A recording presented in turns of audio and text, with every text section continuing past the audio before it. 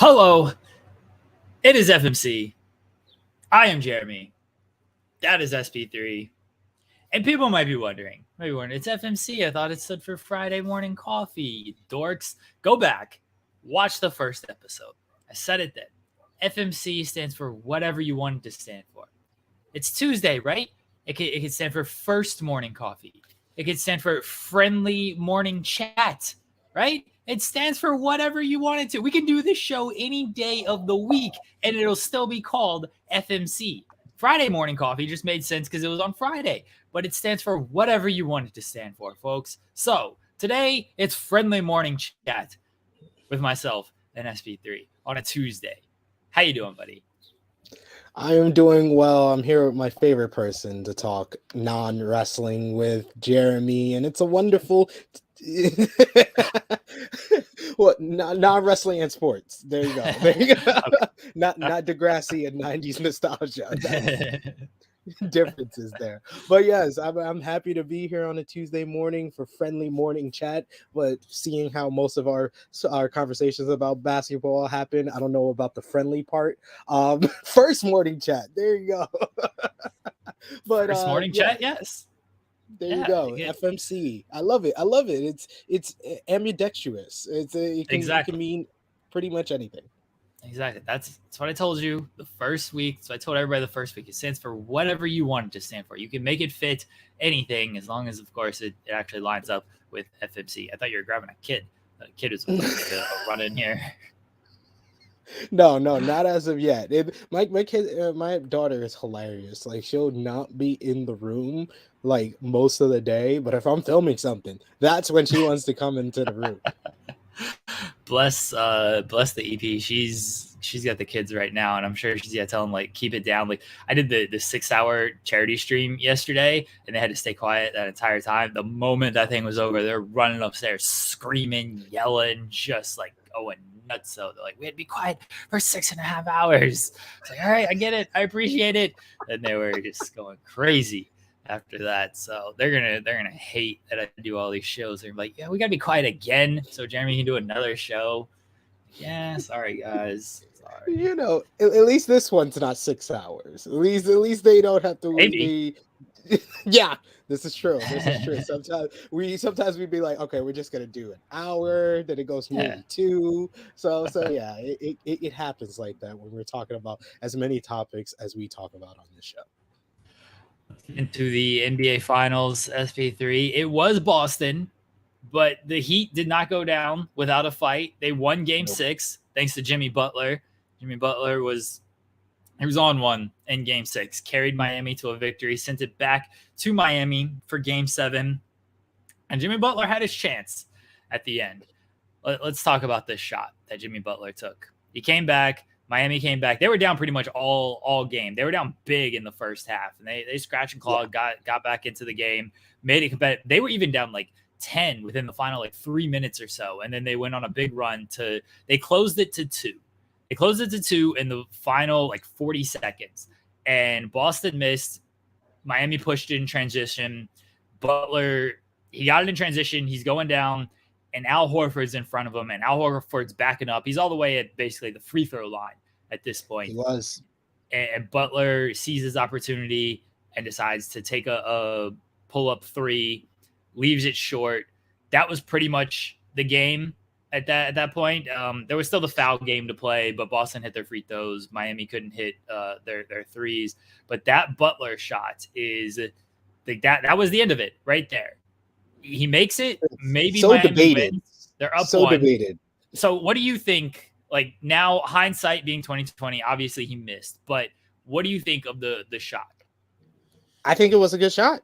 I agree with it. You go for broke, and you have an opportunity, especially if it's short, like how it was off the rim. You have a chance to get another possession because you got to foul the Celtics at that point, and you don't know how the free throw game is going to go. It could have been someone who's a low percentage free throw shooter who just makes 1 at the free throw line, and then you have another chance to hit a 3 to tie the game. So I like the decision, and especially because I saw a couple of analysts talking about his previous time that he's had this situation, which was I believe it was game 6, game 7 against Toronto back in 2019.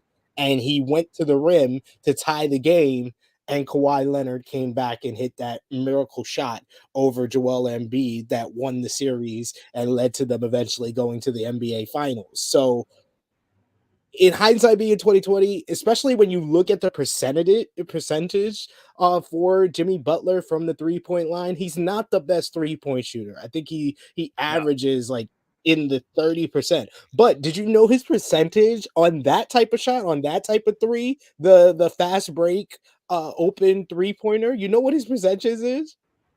What is That means 47% on those threes.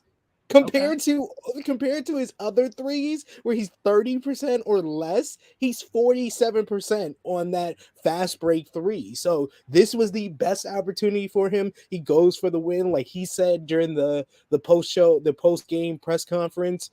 His team was all right with him taking that shot. They didn't disagree with taking that shot. I'm not gonna fault him for taking that shot because it was the right decision for where they were in the game. You know, hindsight being 2020, you could say, oh, he should have went to the rim and tied the game, but you're never going to get the ball back that way. They would have never got the ball back, and it would have been on them to stop the Celtics, which they didn't seem to know how to do in game 7. So look, they were stopping them in the fourth quarter. They were stopping them in the fourth quarter, especially late, because Boston runs their trash offense late where they do absolutely nothing. I don't know what kind of offense they run late, but it's not good at all. They were stopping them in the fourth quarter. I don't hate the shot because it's your best player making that decision. You're going to trust whatever he does in that. And I mean, you had the numbers of, and I believe that he's a good 3-point shooter in transition. And look, Jimmy Butler, clutch player. He's hit plenty of threes during this series. He's shooting 33% overall from 3 in the playoffs. I do want to see like what he was shooting in the Boston series alone. I'm gonna pull that up. But even though he's not the best 3-point shooter in the world, I trust him in that scenario. He shot in the series. I mean, he was shooting 18% in the Boston series, so he wasn't shooting it well in Boston. He shot 50% in Game 6, which was the big game, and he was 1 for 3 before he took that 3 in the final second. So, like, if the 47% number is correct, and I have no reason to doubt you on that, then I understand it. It's your best player taking this shot. You want to live with it. Yeah, you're not getting the ball back if you make it, but you could go to overtime. You're giving Boston last shot. They were playing good defense in that final minute. I'm thinking like I would have rather a better shot. I would have rather a 2 there. You had Horford on skates. He's backing up. They've been calling fouls the entire time at the end of the game. Like, Butler's a guy who's great at creating contact, getting to the rim. Like, he probably gets bailed out by a foul there. I know that's hindsight as well. Like, you can't guarantee that he gets bailed out by a foul, but he's going to create contact on Horford. Even if you don't get that, like, get to your mid-range spot. Like, Horford was just willing to take away the rim. He could have probably stopped and popped on a mid-range shot. Like, get to that spot. Get to that spot if you don't want to go to the rim. The 3 just felt so much like a hero ball shot, and I don't think they actually needed that here because they were playing well enough to defend at the end. And if they defend well, you get to overtime, and then who knows what happens in overtime. You're at home. You have all the momentum. I would have played for a tie instead of playing for the win, especially, like, no offense to Jimmy Butler, and the numbers say he shoots that shot well, but he's not a good 3-point shooter. He's just not. No. He's not a good 3-point shooter. So I don't like that shot from Jimmy Butler, even if the numbers say it's a good shot, because he overall is not a good 3-point shooter. Like, if Kevin Durant wants to take that shot, if Steph Curry wants to take that shot, fine. But with Butler, I would have preferred getting to the rim. I would have preferred taking a mid-range shot. I just feel like if he made that shot, we would be talking about this whole situation Yes. totally differently. So Well, I think that's, I mean, my friend and I joke, Sammer and I joke, like, well, it's a make or miss league. If you make it, then sure, we're going to praise you and be like, that was a great shot. Well, he played to win the game. Like, that's what we want to see. But yeah, because he missed it, we're going to second guess the hell out of it. And so that's just how it goes. That's the truth. That is the truth when it comes to a lot of these games. It's like, oh, if you make it, it seems like it's a great shot. But if you miss it, it seems like the worst shot in the world. But that's just how it goes. He missed it, so we're gonna second guess it. Hey, I agree with the shot. I'm a fan of Jimmy Butler. I loved his performance in Game 6 because I basically counted them out. Well, let's be honest here. I was only rooting for the Boston Celtics, so Tony Khan would rethink what he was going to do on Sunday. But that taught me to never root for the Boston Celtics. I have a story to tell you about that off air, by the way. Just remind me. Please do. But yeah, that reminded me to never root for my arch nemesis, the Boston Celtics. So I learned my lesson. And that's why I am standing pat on what I said on Friday. Warriors in 6. I'm sorry. The Boston Celtics got pushed to 7 games with the Miami Heat on like injury reserve. Those players were stuck together with band-aids and bubble gum. And they had one superstar who was also hurt, who forced them to go to a Game 7. When they're versing the greatest dynasty of this generation of the NBA, I'm sorry, I gotta go with the Warriors, but this will be the Warriors' biggest test of their entire 2022 playoff run. I'm favoring the Warriors as well. Here's what I like about Boston. One, their defense is very good, and they make good adjustments. Golden State's going to see the toughest defense they've seen all playoffs. I think they're going to do a lot, sort of what Memphis did. I think they're going to try to force Steph Curry to get the ball out of his hands. Marcus Smart is a great off and on ball defender. I mean, defensive player of the year. They got Jaylen Brown, Jason Tatum, who are big wings, who can shut down a lot of lanes. Al Horford has been great at protecting the rim, along with Robert Williams. Like, they've got guys who can just shut down lanes at every single avenue. They're going to have to, make certain adjustments because Steph Curry is a very smart player. Draymond Green, very smart player. They're going to, if they hedge on pick and rolls, I don't think they're going to play any type of drop coverage or anything. You don't play drop against Steph Curry or Klay Thompson. But if they try to hedge, they try to keep Marcus Smart on them. I think they're going to try to do a lot of switching because that's always kind of been the Warriors' Achilles, is if you just switch everything against them. One, you have to have the defenders to do that. And Boston actually has the defenders to do that. So I think that could give the Warriors a little bit of trouble. Historically, it's given the Warriors some trouble. And the Houston series a few years ago is the best example of that. Is Houston just had the defenders to switch everything, and then it stopped a lot of, the Warriors have all their motion offense and everything, but you can't confuse a defense with all that motion and cutting and picks and everything if you just switch everything. The defense they know what they're doing. Just switch. So if they're able to switch everything, I think that could muck up a lot of what the Warriors want to do offensively. My problem with Boston is sometimes their offense just goes very dry. I think they're going to need big performance out of Jason Tatum. They're going to need consistency out of Jaylen Brown.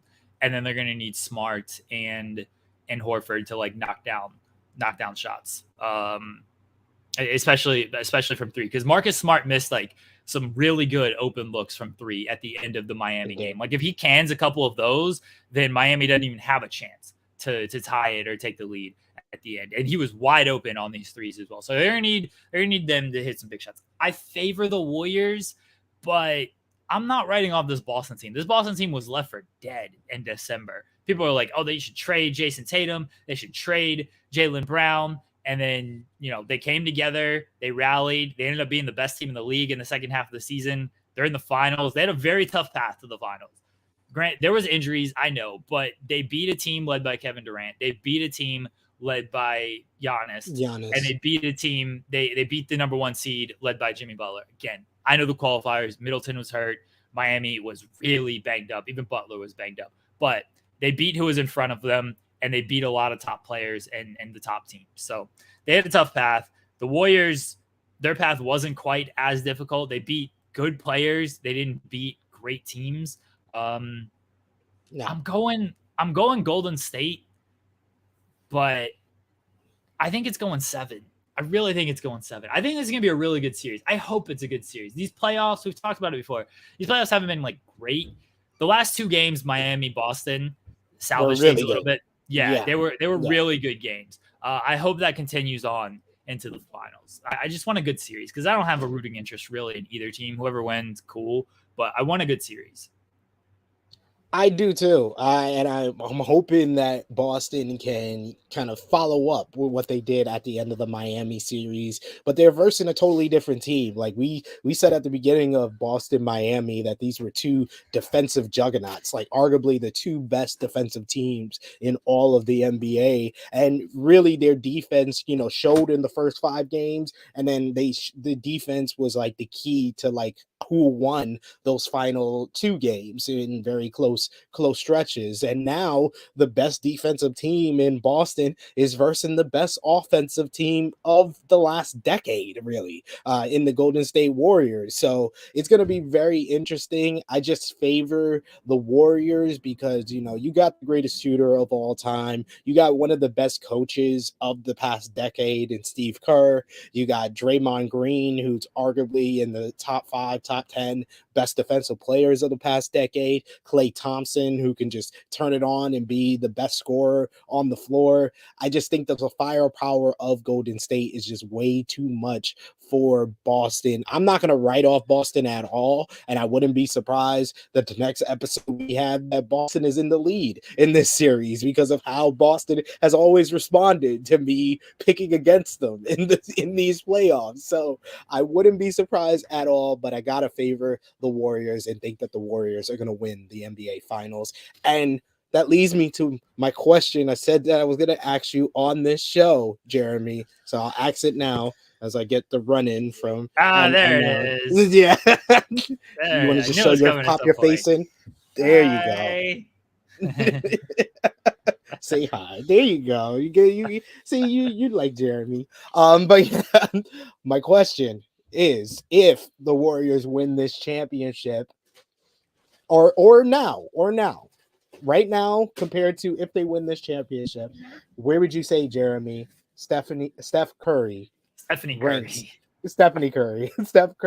ranks in the top 10 best players in NBA history, or overall best players in NBA history? Do you have him in the top 10, the top 15, top 20? Where does he rank for you? Okay. So I'm gonna actually like go through this because I when people do top 10, they're just like, oh yeah, he's definitely top 10. Okay, then who are you taking out? Nobody ever wants to take anybody out. Like they do this with all-star snubs all the time. It's like, oh, this person was snubbed in the all-star game. All right, well, if you're gonna put this person in, who are you taking out? And it's like, well, I don't know. All these guys deserve it. I don't usually compliment Nick wrong or Nick right a lot on the show, but I will say he did say the best comment that I heard is that he's like, I'm different from everybody else. Everybody else is top 10 best players in NBA history. They name 18 people. Like, it's very true. People name like 8. This guy's top 10. This time's top 10. You've exceeded 10 people already. Right. It's so annoying. I can't stand that. So I'm going to actually name my top 10. All right. No order because I'm very bad at ordering. Jordan, obviously. Magic, Bird. By the way, I've been watching Larry Bird highlights over the past week. That dude was so good. I don't think people like so good. It was so friggin' good. Like, I think people know how good Larry Bird is, but I think for a lot of newer fans, like there's like, oh, this white guy who shot threes, like that's why he was so good. Like if you watch this man like play the game and stuff, his passing, his vision, the flair post-up game. Yeah, People like people he think he was was all threes. Nah, that post right. up game, like that revolutionized like guys like Kobe doesn't give him a lot of credit, but you see a lot of the moves Kobe had in Bird. You see like the drop step that Dirk had in Bird. Like, yeah, Bird is he had some game for he's probably the best player, the best unathletic player in NBA history. He was so good. All right, so those three. Shaq is there. Kobe is there. Those are probably my top five for time being. So see, like when you get into like Kareem, I think Kareem's definitely there. Wilt's there, but my issue is I've not seen like enough of like Kareem and Wilt. Like I know like I've seen like highlights and stuff, but I was born in '88. I didn't start watching NBA until like mid '90s. So I'd heard enough about Magic and Bird and all those guys by that time. Wilt and Kareem and those guys were just way before my time. But everyone is pretty much consensus that they're top five. So you gotta, or they're top five, top 10. So you gotta kind of put them there. All right. So we're at 7 now, right? Who do you think that I'm probably missing that? Well, if you put Wilt, then you gotta put in Russell as well. Yeah, Russell's another guy where it's like Yeah. I assume he was great, but I have not watched enough highlights, and I've not obviously wasn't watching it when they was actually playing. Trust. I'm the same way with Wilt and Russell. I've seen a couple of their highlights, but I always say they versed a lot of gym teachers and mechanics. But I do think that their resume is top 10 for sure. Kareem, I've seen a lot more like highlights and actual games because my dad used to have a whole bunch of like VHSs of like Celtics versus Lakers, and that was like my like when he first realized that I was like into NBA and basketball, he was like, "Oh, I'm gonna pop these in, and you're gonna watch this, and you're gonna realize that Michael Jordan isn't that great. It's Magic Johnson, Larry Bird, Kareem Abdul-Jabbar." So I got to see a lot more of him. So I think Kareem is honestly a top 5 player, but definitely top 10. We're really stupid, LeBron. Oh yeah, LeBron's in there. We're not gonna hate. I think Jeremy was getting there. I think he was gonna get there. But yeah, at some point I would have got there. I'm like, my problem was I'm thinking just like past players so much. Like, oh yeah, LeBron's still in the league. But yeah, LeBron's there. So that's 9 right there. So we're at 9. Duncan. Yeah, Duncan's there as well, 100%. Duncan was so good.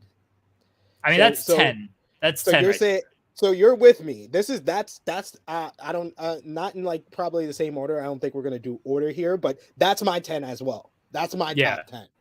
Steph is just outside of that. Now it's the debate of where, like top 15. I think he's in the top 15, but it's like where, because you got to name guys like Akeem Olajuwon, which I don't know. See, I was a big Hakeem fan, and like I was a big Hakeem fan. So I might go Steph over Hakeem, but if you want to make the argument for Hakeem, like can't really go against that. Here's to me, and this is not fully like a knock on Steph, but what's gonna like sort of hold him back in some of these conversations is people are just gonna look at no finals MVP because he doesn't have one.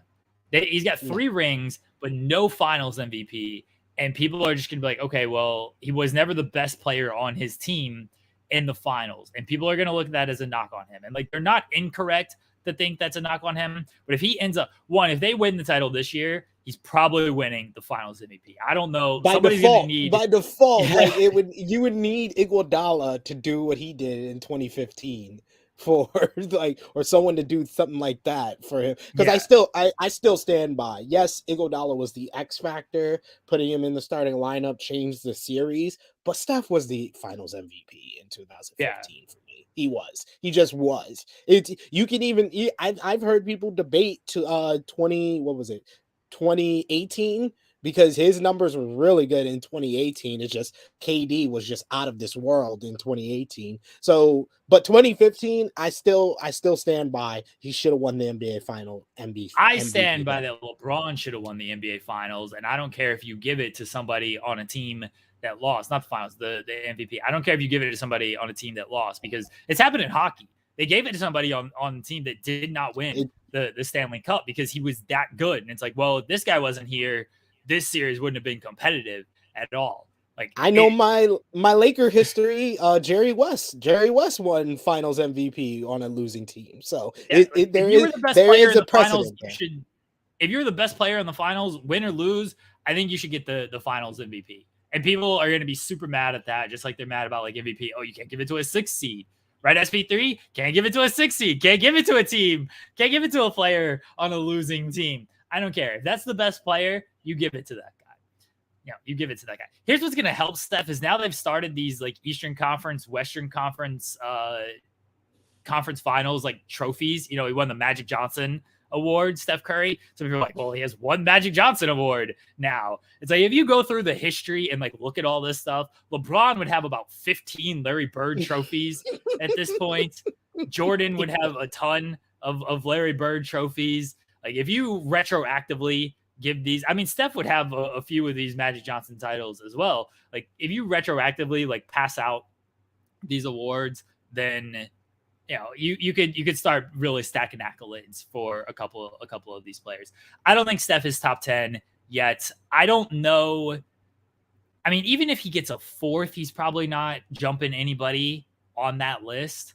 Honestly, like I don't know who he knocks off because I think of our list and I'm like, yeah, like maybe people will say Duncan is who he knocks off. Here's another argument that hurts Steph is he's number 2 on the all-time point guard list, right?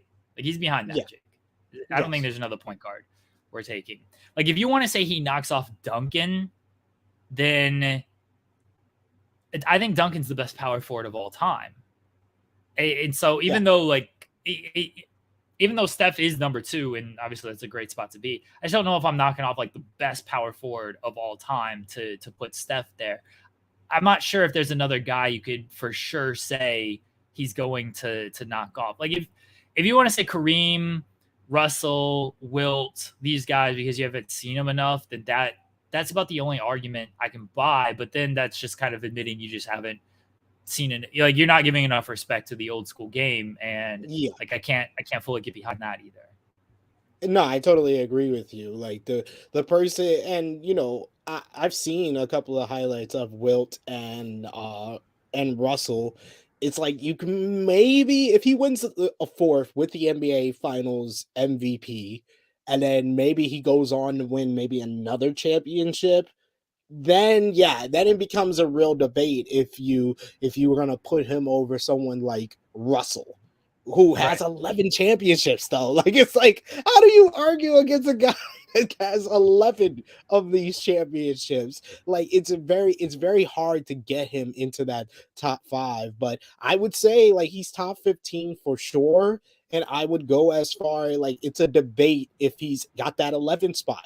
I think with this championship, he may have like just the edge over someone like Akeem Olajuwon, who I would put at that 11 spot right now. I would say that Steph kind of jumps over him with 4 championships, 2 league MVPs, the all-time 3-point records, revolutionizing the game. Like, I would put Steph up there. I'd say right now, going to his 6th NBA Finals, and especially if he wins this championship, he's exceeded KD, his former teammate, where a lot of people maybe like after Steph's 3rd championship and 2nd for KD, people would say that KD was ahead of Steph by a couple of spots. But I think that Steph has closed that margin significantly, and we've seen what KD has done since he left Golden State. So I got Steph at 12 right now before the NBA Finals, but I'm saying that with this championship, and especially when you look at the fact that,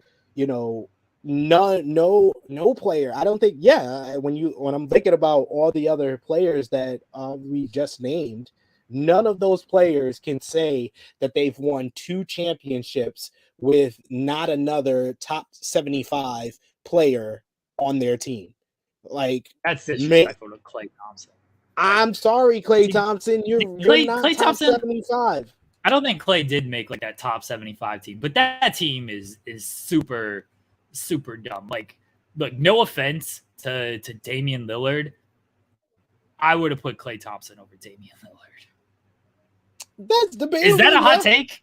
Is that a hot take? No, I don't think that's too much of a hot take, to be honest. To be honest, yeah, I don't think that's too much of a hot take because Klay's got the championships. Like Klay, yeah, I'm not even looking at championships. I think Klay gets a bad rap because he's had Steph by his side his entire career, so people are just always going to look at him as the number 2 guy, right? So like Lillard he's been the number 1 option his entire career, so people are just automatically like, well, he was the number 1 option, so he's obviously better because he's had less support and stuff. Klay Thompson is a beast, and the way he's bounced back this season, especially in the second half, has been amazing. Klay Thompson legitimately still like one of the greatest shooters of all time, and he was at that level before this injury, still shooting the ball well, and he's way more than just catch and shoot kind of 3-point guy. He was a great defender before his injury. It slipped a little since the injury. But like he can create his own shot, good in the post. He's got a nice little post game where he can get to his fadeaway and everything. Like Klay Thompson is really good. And had he been able to get to his own team, I think Klay Thompson could have easily done what Damian Lillard did, which is make one conference finals that gets swept. Klay Thompson could have easily done that. All right, if you have Klay Thompson on his own team, he could have made a conference finals and get swept. What has Damian Lillard actually accomplished? I will say that. Like that's what I'm saying. Like off accomplishments alone, yeah, I would probably put Klay ahead of Damian Lillard because he really hasn't achieved anything. And I see the Stat King in the chat saying that he's a lifelong Blazers and Dame fan. I'm gonna shoot on him and tell you folks he's only been a Blazers fan for like 2 years.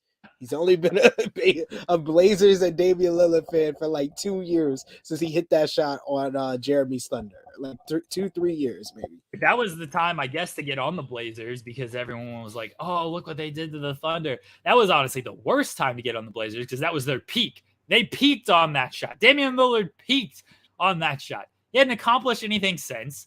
And I don't know if he's going to accomplish anything moving forward. What are the Blazers suck. They have no direction. I don't know who's on the team anymore outside of Lillard. I don't know what they're going to do in the offseason. Oh, we're going to get Zach Lillard. You got cap space. Have fun passing the ball to cap space, Damian Lillard. Enjoy that. I hope cap space can knock down some threes and play some defense and create their own shot because nobody else on that team can do it. Man, Dame Lillard just needs to leave. Honestly, what are we doing here? Dame Lillard, come to the Lakers. Come on, come to the Lakers. Go to Milwaukee. Go to Milwaukee. I'm giving them options here. Go to Milwaukee. Play with Giannis Antetokounmpo. Like there's multiple options. Don't spend the rest of your career on the Blazers thinking that you're making a difference. Kevin Garnett showed you the way. He showed you that being loyal to the small market team that ain't gonna go nowhere, ain't gonna win no championships, it will damage your legacy overall.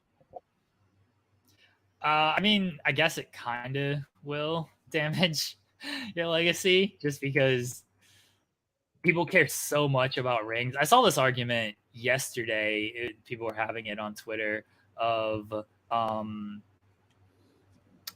like top power forwards, and somebody had Draymond ranked over Barkley, and it's like, well, he's got rings. And it's like, so like nobody who's starting a team has Draymond over Barkley. Nobody in the history thinks Draymond Green is a better player than Charles Barkley. But sure, if you want to use rings argument, then I guess I would go power forwards. I would go Duncan, even though I hate his guts. Karl Malone, Dirk Nowitzki,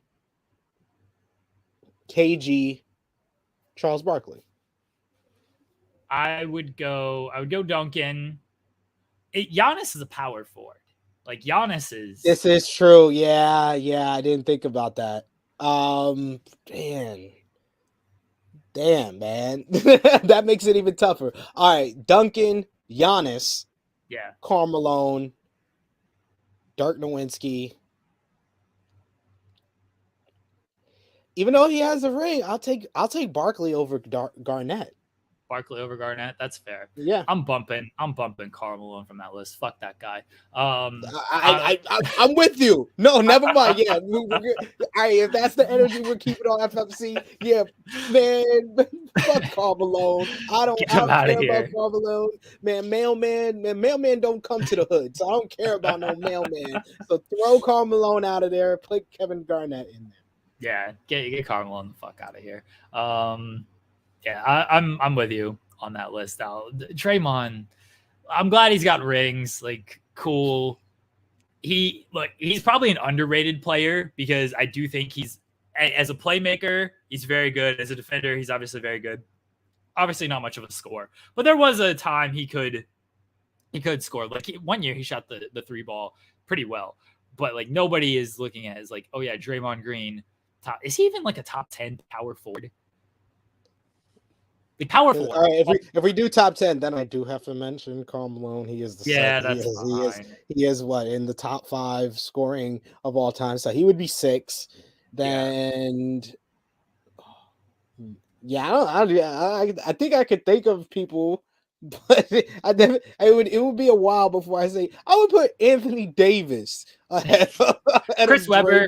I'll take Chris Webber Webber's in there over Draymond. Trying to think, Anthony Davis, I guess. See, the thing is what, if you're looking at accolades, it's tough to argue with Draymond because he does have like the rings and everything. Dennis Rodman, I would put ahead of him. Dennis Rodman, that's a close one. I like to look at Kevin McHale is good. Yeah, McHale's in there. See, I like to look at it of like, if I'm starting a team, who do I want? Like, this is how I look at it. And Draymond's not a guy I'm thinking of if I'm starting a team, because you need the right players around him for that team to succeed. I can get Charles Barkley and be like, yeah, I'm starting a team. This is my number one guy. We're good. If I have Draymond Green, I need to make sure there are like good shooters and stuff around it. Because if I have Draymond Green and my second best player is Rudy Gobert or something, that team sucks. That team ain't doing nothing. Okay, so that's why when I look at like all-time rankings and things like that, like I look slightly less about accomplishments, even though they're obviously very important, and more about if I'm starting a team, like who am I taking? And that's why I would take Anthony Davis, because if I look at it that way, like, yeah, if I'm doing like an all-time draft, I'm taking Anthony Davis over Draymond Green. Anthony Davis is a guy I could build my team around, and my second best player could be kind of anybody, and I'm not too worried about it. Where if Draymond, I need a very good first player because Draymond is my third option. Exactly. Like you need 2 other players before you even get to Draymond. And I appreciate the questions in the chat, but y'all are naming centers. I see someone says, where's Shaq on the list? Where's Alonzo Mourning, Patrick Ewing? Those are centers. Now, if we go centers, that's an interesting conversation, because I've heard I think like the other positions, there's very firm who's number 1 for that. But center, I've heard like people say 5 different options, and we named a couple of them in our top 10. You got Wilt, you got Bill Russell, you got Kareem Abdul-Jabbar, you got Shaquille O'Neal, you got Akeem Olajuwon. That's 5 that's 5 already. Yeah, that's 5. And you could make any of those guys number 1, and I would not argue with you, because they all have their own specific argument to be in the number 1 spot. And then you would get to like the Alonzo Mournings, the Patrick Ewings, those type of guys down the line. But I think that top 5 is firm. You could put it however order you want, but that's the 5. Matt is a good question. We're gonna have Draymond or Rasheed. Yeah, I'm thinking starting team, not like accolade stuff.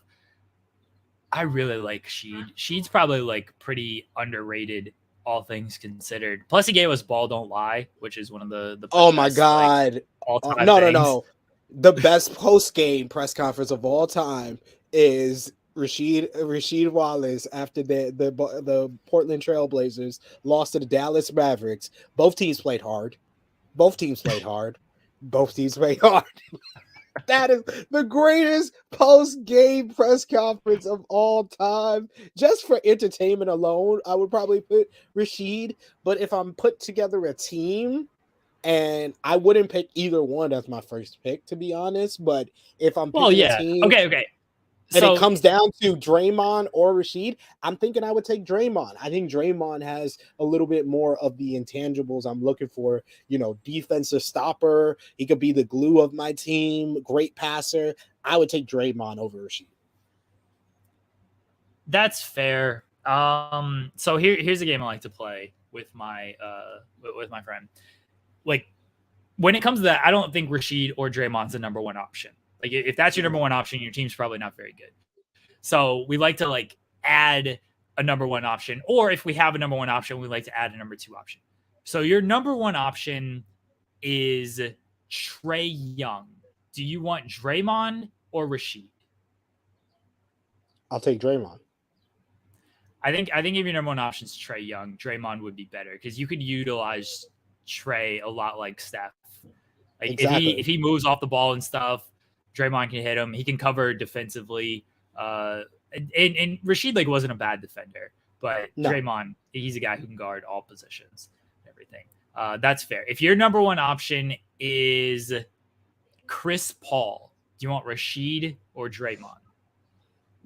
That's a good one. Then I would take Rashid.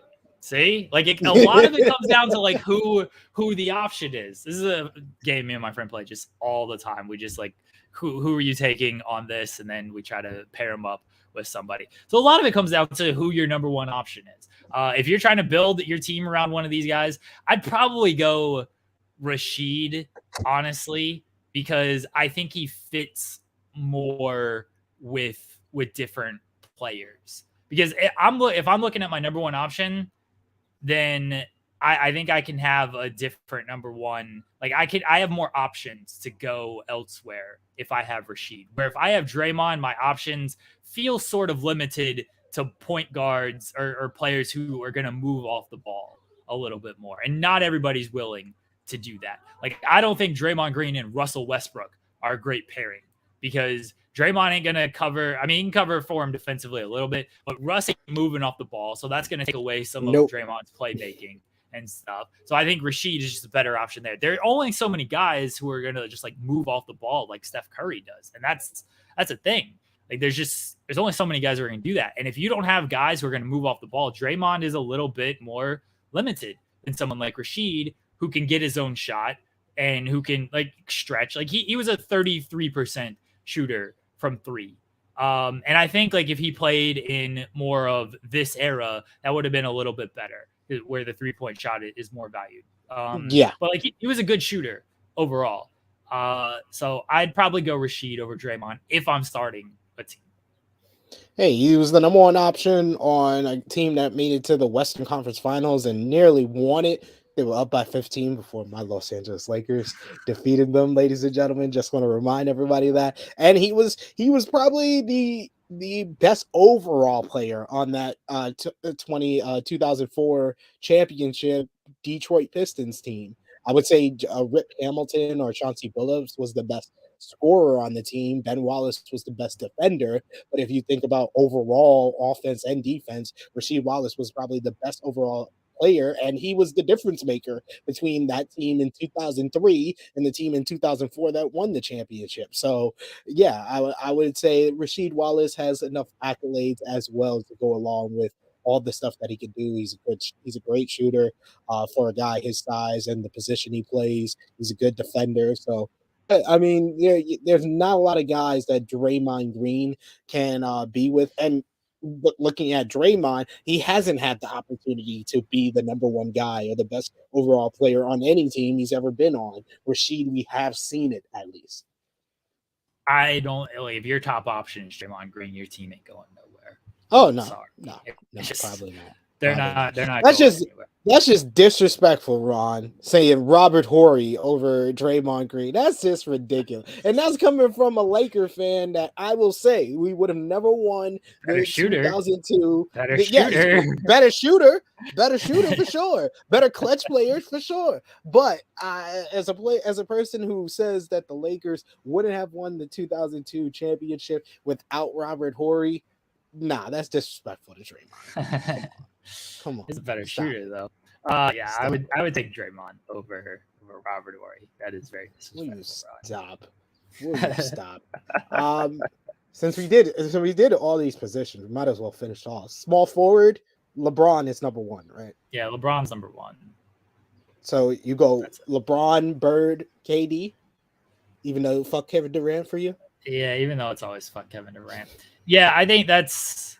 I'm trying to think if there's anybody else I'm slotting there, and I don't think there is. The Bird and Durant thing is very interesting debate. I think a lot of like new people would take Kevin Durant, and like aesthetically wise, like Durant was probably like he's more aesthetically pleasing to watch, but like after watching these Larry Bird highlights, Bird was so good. Like he's very aesthetically pleasing. He's gonna get a bad rap because he's white and not athletic, but he's very aesthetically pleasing to watch. I would probably go Bird over Durant, largely because it is fuck Kevin Durant.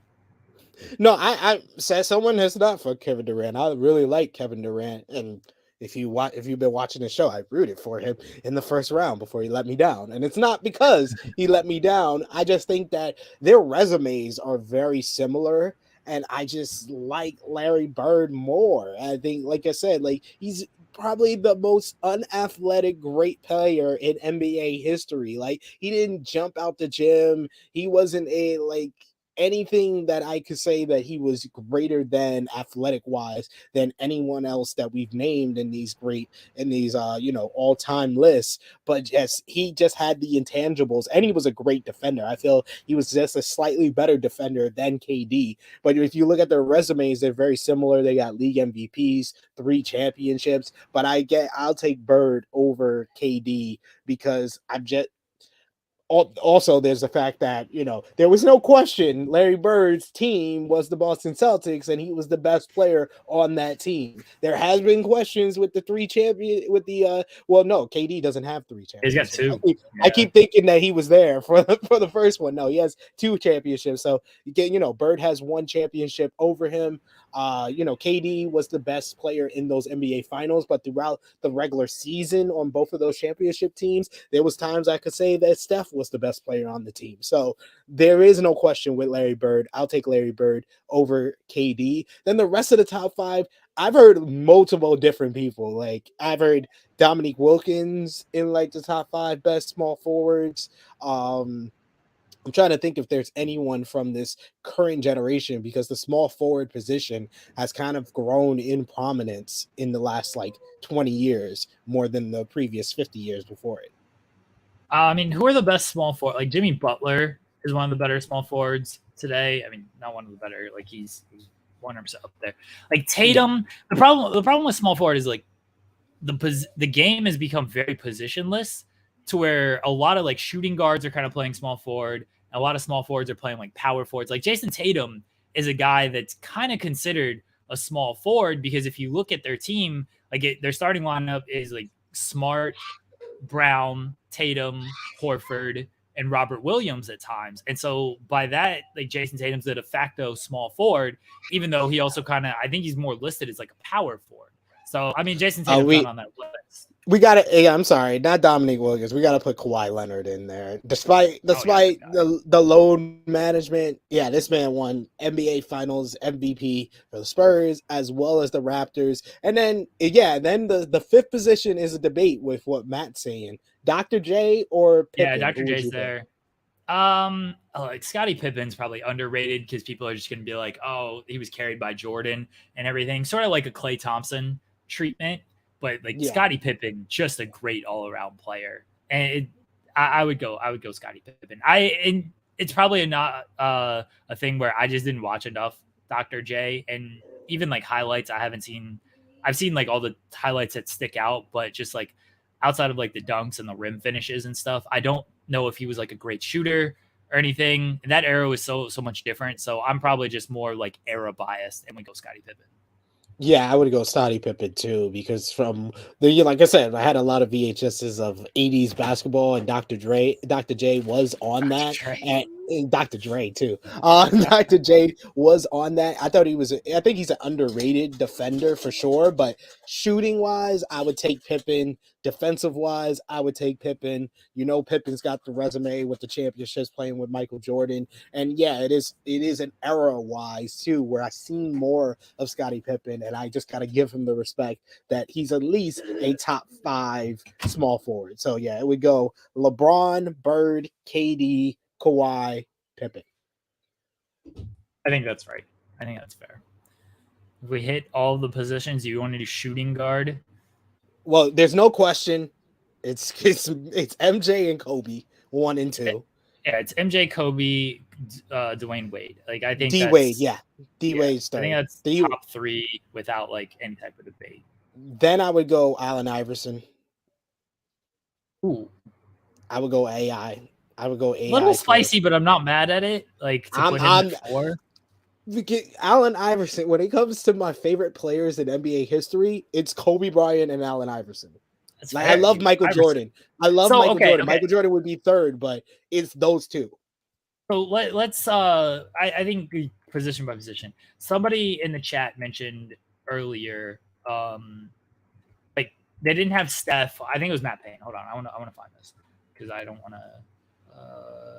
It's like position by position. Everyone does that, right? Let's do something a little bit different. Where is this? Thank you for the super chat, throwback. I'll read that in a second. Okay, was it no? Fuck. Why can't I find this? All right, I'm pretty sure it was Matt Payne, and I apologize that I'm scrolling and I just can't find this at all. But he basically said like Steph probably not top 10 all time, probably top 15, but like influence on the game. Steph Curry. Here we go. It was actually Bad Company Bill. Yeah. So I agree to 11 to 15 all time, but definitely top 10 most important to the game. Okay. So I think he's top 5, honestly. Yeah. So let's have this conversation about like most important to the game. I think Jordan is still number 1. Like he's like just influence on the game, inside, outside. It's tough to top Jordan. I think Steph is definitely there. Yeah. Top 5 is not a stretch at all. This man changed the game with like how kids coming up today are like trying to shoot the ball and everything. Like that 3-point line has become something like everyone is just weaponized the 3-point line, and all the players coming up now, just everybody wants to shoot threes. And that is largely Steph's influence because he was taking all these different shots. I definitely think Steph is there anybody? Is he 2? Like, is he legitimately 2? He might be legitimately number 2 in that conversation. Like Steph Curry, I would say LeBron's in there. LeBron has to be in there as well. I just mentioned him, but I'll say it. Allen Iverson. Yeah. Iverson, yo, yeah. If you didn't live through like the late 90s, early 2000s, you will not understand how important Allen Iverson was to NBA and basketball culture. Like that he created, like he is probably the first guy since Michael Jordan who like really influenced a whole culture from how he played the game, how he dressed outside of the game, like the cornrows. Dude, I lived in a place where everyone had cornrows because of Allen Iverson. Like he made people get different hairstyles. Like Allen Iverson, yeah, like he's got to be in the top 5 as well. And then like not doing it like ranking wise, but I would say probably, I would say if I'm gonna rank them, I would say Jordan, Curry. Now I'm trying to debate Iverson or LeBron. Money Mark says Magic and Bird saved the league. Like that's 100% true. Like I almost like tie them together, which is a little unfair. I mean, I think that's fair though. Like, I think that would be the 5th position. Honestly, it's like a 2-headed monster. Because one couldn't do it without the other. Honestly, right? Like, they create at a time where race was very prevalent.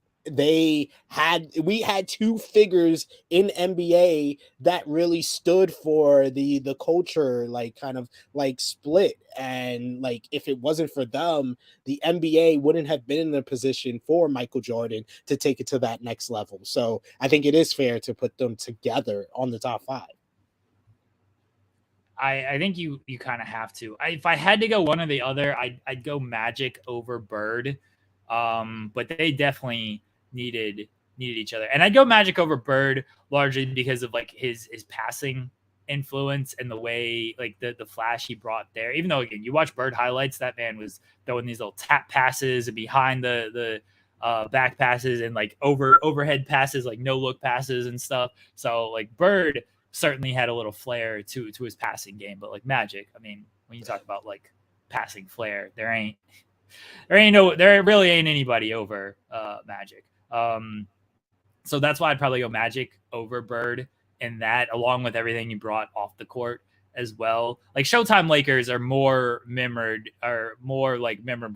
than like Bird's Celtics. And they're the Showtime Lakers. So I would go Bird or Magic over Bird if you have to pick one, but I do think it's fair to just like group them together. Yeah.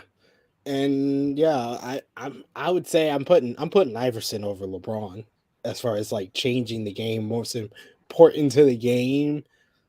I'm sorry, like maybe I'm an Iverson mark, and y'all are learning this on this episode, but I'd put Iverson ahead of LeBron. This is like, I have no problem with this because I think Iverson, I mean, he should be there when it comes to like influence. And you listen to a lot of players nowadays, just how much like Iverson, like what meant to them growing up. And what I love about Iverson is like, while a lot of these old guys, Trace and Grady, like to like downplay the current generation and like, oh, y'all haven't done anything. Like Iverson like just ups everybody, which is great. Like I love Iverson, just like love like the Ja Morant, like he seems to really like Ja Morant. He's defended Westbrook and everything. He seems to really like everyone and is like rooting for everyone instead of like trying to tear him down, which is awesome. I love to see that from Iverson. Yeah, Iverson, the way he influenced the game back in the day was really unheard of at that time, because the league was like, after Jordan, the league was no doubt struggling, and Iverson definitely brought a flair back to the game that it certainly needed after the Jordan era. Yeah, man, like I gotta give it to Iverson, but that would be like the top 5. I do agree with you. Magic over Bird if we just had to pick one player, but I think it's well deserved and right to put them together in that like influence on the game, because they both had a significant impact in the 80s on the game of basketball and really brought the league back. Like when the league was kind of behind all the other major sports, it made it into that conversation of it's on the level of football and baseball. So yeah, I would say that's right. But as far as 2 guards, you got Jordan, Kobe, D Wade, Iverson. Who would you put at 5? Or is Iverson in your 5? No, yeah, Iverson's definitely in my 5. Okay. Yeah. I'll put Iverson in there. Like, I think there's an argument for Clyde, to be up there, but I would put Iverson. I was a big Iverson fan too. Like, yeah, a lot of times I'll go with like 2K as well. Like, who do I like using in 2K? And I love using Iverson in 2K. Oh man, yo, that Sixers all-time team. That's a problem, yo. That's a problem, man. Nice. You got him. You got Dr. J. You can put Wilt on that team. Like, yo, that's a problem.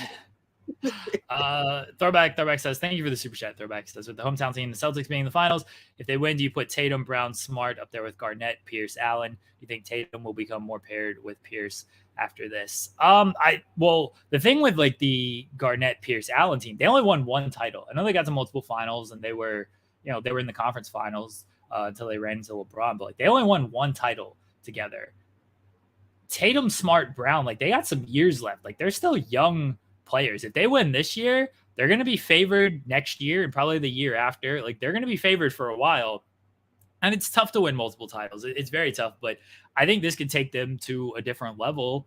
I don't know if they'll be quite to the Pierce, Garnett, Allen level, even if they win this title, because that team was just so, that team, it's different because, Pierce and Allen they weren't part of that, or not Pierce, Garnett and Allen weren't part of that team. Like all these guys were drafted by Boston. They all came up in Boston. and everything. The Garnett team was different because it's like, oh, here's Garnett, who everyone loved in Minnesota. Here's Ray Allen, who was this great player, but just never got over the hump, and then got ousted and everything. It's like they're coming together for this championship goal, and everybody was happy that they got it. I guess except for Lakers fans, everyone was happy that they got it together. It's like, oh, they finally they achieved their goal. They got over the hump. While Brown and Tatum and Smart, it's like these guys were drafted, built up, coming up from Boston, and now there are guys. They're here. They won us a title. I think for some reason, and maybe I'm wrong on this. Maybe Boston fans can speak to it better than I can. But I think for some reason people rooted more for the Garnett team because they were just happy to see these guys after so many years get that more than this team, where it's like, well, they're still young. They get this one, great, but now you have kind of more to accomplish. Does that make sense? Yeah, the expectations become greater.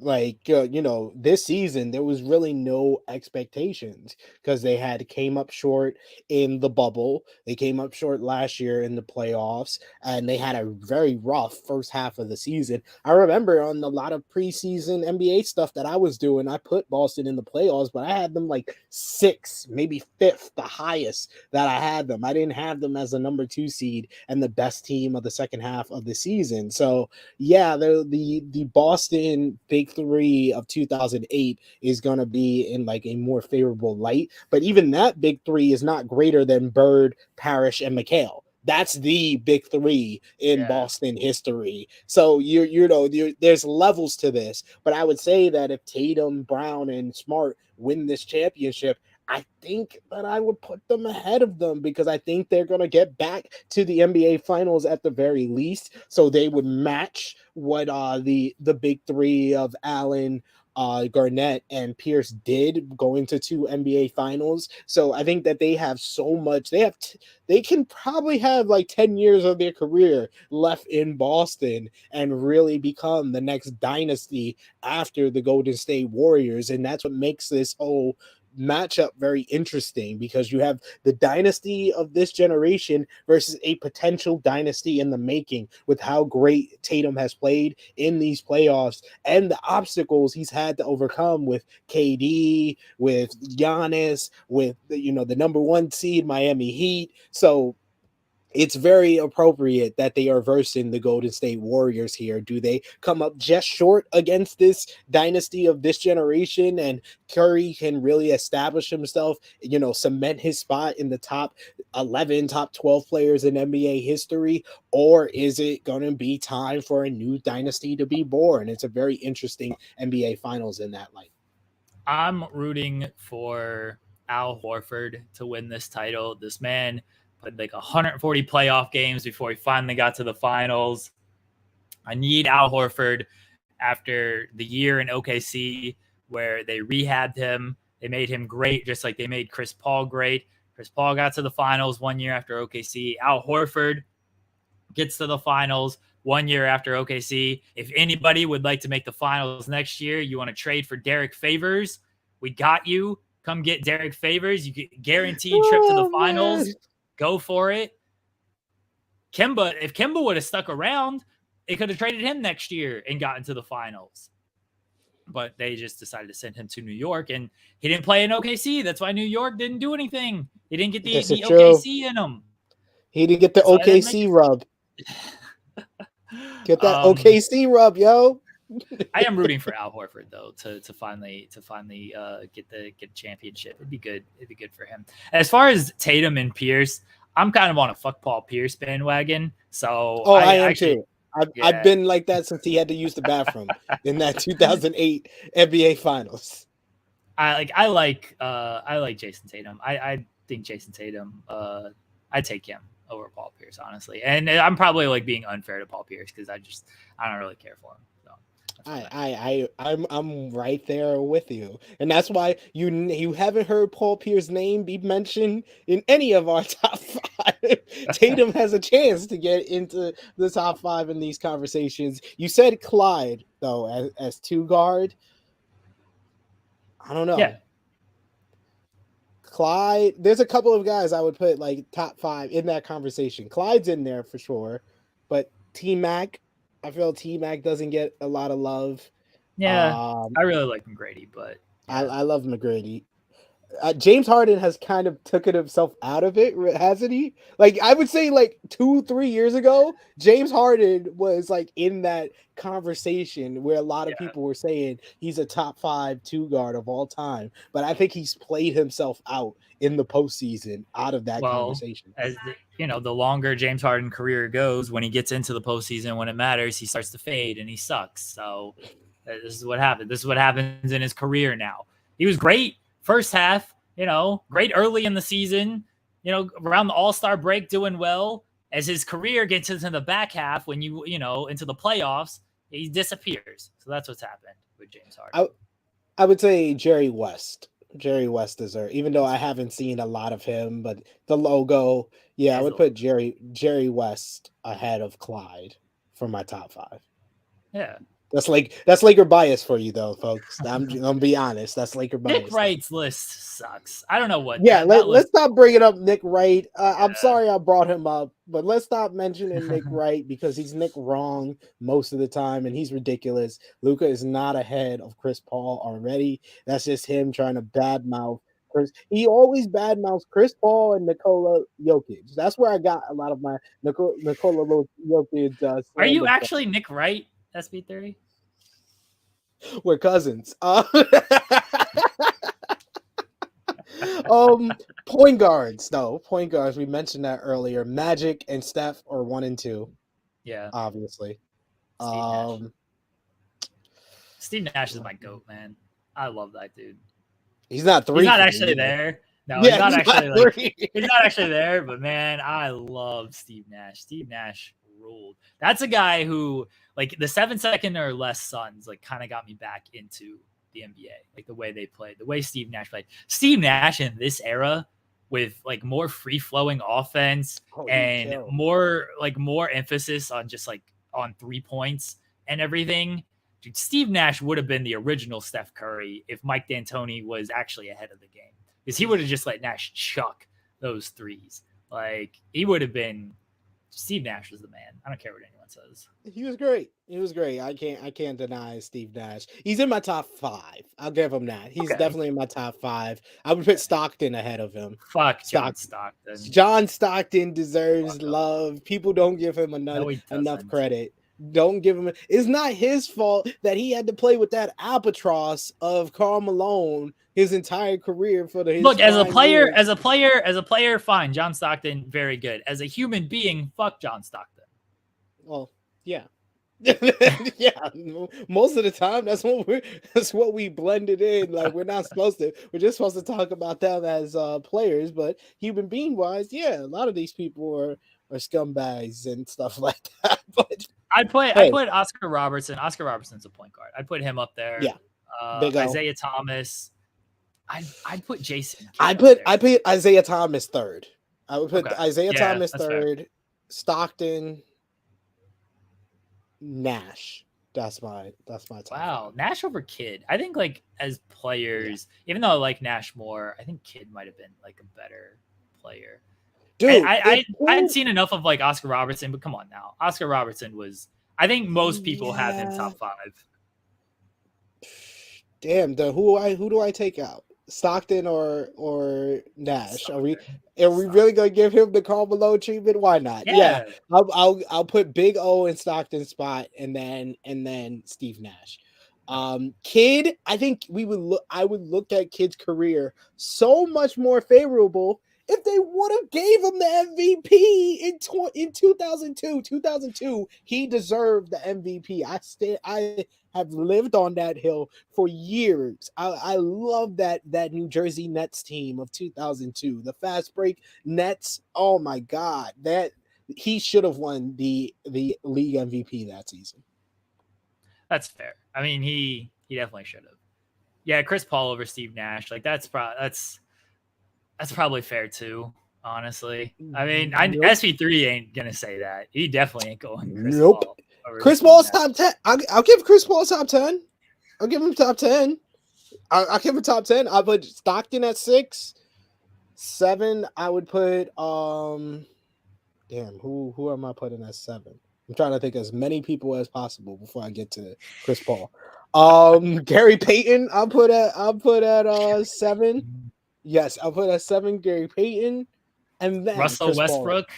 Damian Lillard, all over Chris Paul. No, I'll put Chris Paul at 8. Then I would say Westbrook is in the top 10, maybe. He's there. Yeah. League I MVP. don't know about top 10. I don't know about top 10. League MVP got to put him at the 10 spot. Okay. And the triple doubles, all the triple doubles. People are gonna hate on Westbrook because of the past couple of years, but I mean, yeah, come on now. Especially last year. I should hate on him for last year. All right, let's quickly. I sent the link to Caden, but I don't know if he realizes that we're doing the show on a Tuesday now, and then doing the show on Monday moving forward. We are doing like technically Mondays, right? Yeah. Okay. All right. So real quick, hockey, the Avs. I did not have to quit yesterday. Did not have to quit this show or just Fightful overall because the Avs actually won Game 6 with 5 seconds left on the clock. SV3, 5 seconds left in a hockey game. They scored. They won. I was very excited. The fiance was watching with me. She was like, "Oh my God, you got to calm down." But it was a great game. Glad we won. We're in the conference finals. We're facing the Edmonton Oilers. SV3, I know you're not watching a lot of hockey. This conference finals. Can we give me credit for giving you your Avs the luck? I literally said, I was like, I'm going to send good vibes to the Avs, and then they won. We're not. So John Martin, I actually paid attention to that score, and I haven't watched anything of hockey playoffs to see if Jeremy would have quit his job. I was relieved we won. 2, I was mainly relieved that like I did not have to watch like Game 7 during Double or Nothing because I would have just been agitated the whole time. It would have just been horrible. So we're playing Edmonton. SP3, I know you're not watching a lot of hockey. I thank you for putting good vibes on them. I don't believe like we're gonna lose in 4 to Edmonton. It's fine. They got the best player in the world, Connor McDavid. Here's the thing. SP3. Connor McDavid against Nathan McKinnon. Okay. This is prime LeBron James. This is like Miami LeBron James, even like early, I don't know about early Cavs LeBron James, but this is prime LeBron James against maybe prime Kevin Durant, honestly. This is prime LeBron. Think of the Miami squad against. Yeah, I was going to say 2012 LeBron is like peak LeBron for me. Yeah. Against 2017 KD on the Warriors. Yeah. That's what this matchup is. McKinnon versus McDavid. These are arguably the 2 best players in the league. McDavid, 100% the best player in the league. McKinnon, if he's not number 2, like there's a couple guys who could be on the list. Austin Matthews is one. No doubt top 5. You could argue he is number 2. Then we have on the Avs, Cale Makar. Not even debating, he's the best defenseman in the league. And he's another guy who arguably top 5 player in the league. There's so much talent on both of these teams. I don't know if you're going to get a chance to watch. I know the time difference is messed up, so where these games are on at tough times for you. If you can watch any of these games, I promise you they'll be entertaining. Because the goalies, they ain't that good. So we're going to get a lot of goals in this series, I would imagine. These goalies are very erratic and all over the place, these playoffs. So we could see a lot of like stupid mistakes from the goalies. There's so much speed. There's so much talent. Everybody watching this show, SP3 included, try to watch some of this. I love hockey. I'm not a like my sport kind of guy. I don't like jumping in like in people's mentions and be like, well, watch hockey. Like a lot of hockey fans do that. Like, please like my sport. I hate that stuff. I am just saying, please watch these games. You can still watch all the other stuff you watch. I'm not trying to compare it to anything else, even though I did just compare LeBron and Durant to try to explain to people how big of a matchup this is. This is for any football fans as well. This is Tom Brady versus Peyton Manning. Yeah, it 100% is. This is Brady versus Manning when they had plenty of matchups in their prime. Exactly. Like, yeah, that's what this is. Like, this is a huge matchup. I implore people to watch it, even if you don't like hockey, if you're on the fence about watching hockey. I really think if you watch this, you will understand why hockey is a very fun sport to watch, because you're going to see a lot of talent. You're going to see a lot of fun stuff in this series. Matt Patton says the playoffs have been fire from the NHL. I'll catch it randomly. These playoffs have been very good. Like we've had a lot of game sevens. The first round had like 5 or 6 game sevens. We've had close games. We've had memorable moments. I'd like a little bit more overtime. My team's been to 3 overtime games. I wish we've had more like elsewhere. There's been last second goals. Again, 5 seconds left in the game. Game 6 with the Avs and the Blues. There was the Tampa and Florida series. That goal came in like 3 seconds left in the game. Like a lot of like buzzer beating goals, which is crazy in the NHL. So yeah, hockey does have like just great playoffs. I think we're in for, and then in the East, we have the 2 best goalies in the league going at it. So in the West, you have the 2 best players. And then in the East, you have the 2 best goalies. So if you like more defensive games, if you want to see like great goalie performance, you can watch the East. If you want to see just high flying up and down, a lot of goals, you can watch the West. Either way, you're getting something good out of hockey in these conference finals. I think it's going to be a really good conference finals. I'm excited. Next week, I'll be just cursing at everything because the Avs will have been swept by then, I think. So it's not going to be great. But everyone watched the NHL playoffs. The NHL, they got very fortunate this year with the Rangers are in. I know you hate all the New York teams, SB3, but the Rangers are in the conference finals in the East. Tampa's back-to-back Stanley Cup champions. They're still alive. They're in the East as well. Like you have that thread going. Watch the NHL playoffs, everybody. It's been very good this year. I think that we're going to get a great conference finals. So that's my pitch to everyone to watch the NHL playoffs. That's it. This is the Jeremy edition of the penalty box. I'm upbeat a little bit about the playoffs right now because my team's there. You know, next week I'll have my big rant because we've lost and I'll be super pissed about everything. But right now, trying to preach some hockey positivity out there. And next week I'll be agitated and angry and just hate everybody. Hockey positivity, ladies and gentlemen. Yes, there it is. Exactly. Let's quickly talk about the circle. I gotta go. I gotta get some work done. No worries. So here's where I'm at on the circle. We just watched last night Nathan throw Brew under the bus to Frank. That's where we're at. Yo, I hate Nathan. I hate it. This dude's playing the game. He's playing the game. He is. He's 100% playing the game. I hate him because Brew's so sweet. He is. Let me get to this one. The antivirus one where they went through and picked everybody. They fucked over Alyssa. They got her bad. They got her bad. Big time, yo. And Alyssa was one of my favorites because she was also playing the game, like the note taking. Yeah. That's like that was one of the things I was like, yeah, if I'm on the circle, that's one of the things I'm doing. I'm taking notes on every conversation. Nathan tried to get her too, though. With the oh, you said you've never been to Europe, and she's like, huh? No, I've never had this conversation with anybody. He's really, and then he's the one that drew the picture of Frank being a snake, and then he's snaking Brew.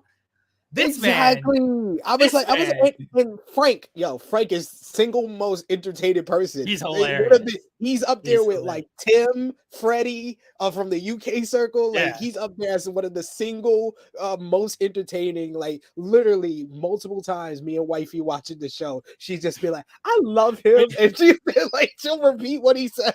When he goes, like, he's calling everybody bitches and so these bitches. And then when the Spice Girls were still there, he's like, let me not call these icons bitches. He was like oh, these bitches, the Spice Girls, these bitches. Wait a second, let me not call these icons bitches. He's hilarious. He's hilarious. Yo, he is so great. I love Frank. And like I was like enjoying him the entire time. Like he was my favorite. But I liked Alyssa. I liked Brew. I liked Yu Ling up until that point when she basically chose that alliance with Rachel and Frank over Brew and Alyssa. I was like, yo, those are your day ones. Like, how you gonna do them like that? Everybody, and like Frank was like, oh, I hope that she saves Alyssa. Yu Ling's like, well, I hope that she just save her yourself. Like, you can't rely on other people to save. And then Brew had the choice between Carol and Alyssa. I went with Carol. like I didn't fully agree with that decision, but like I Neither. kind of got it. But he was in a tough spot because Alyssa should have been saved much before that. So he was in a tough spot.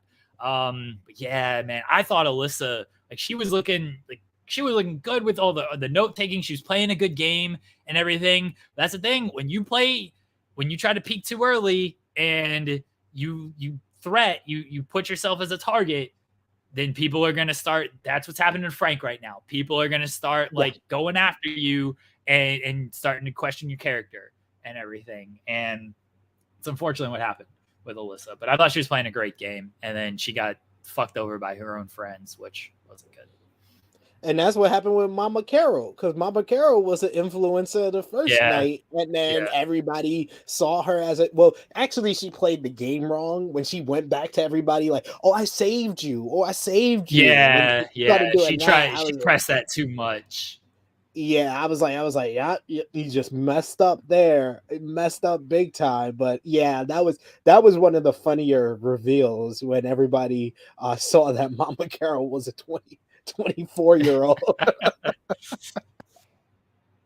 Oh man, I love this show. I don't know when we're gonna finish it. Maybe sometime this week. But we have hockey tonight, Dynamite, hockey Thursday, maybe Friday. Who gives a fuck about SmackDown? So probably watch it. Probably watch some more on Friday. But we've got other stuff to watch throughout the week.